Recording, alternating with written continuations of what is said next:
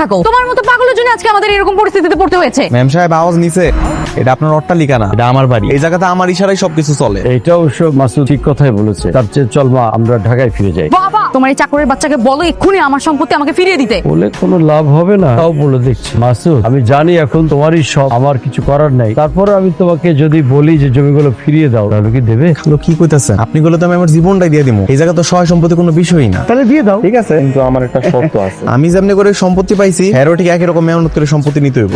কিভাবে? আমি তো খালুর বাড়িতে একটা বড় লম্বা সময় ধরে কাজকর্ম করছি। হ্যাঁ, এখন আমার বাড়িতে কাজের মায়া থাকতে হইব, কাজকর্ম করতে হইব। তাইলে আমি সহায় সম্পত্তি হ্যার নামে লিখা দিবা পারি, এছাড়া দিব না। How dare you rascal! আমি ওর বাড়িতে কাজ করব, কাজ করে তোর মন জয় করব, তারপর তুই আমারই সম্পত্তি আমাকে ব্যাক দিবি।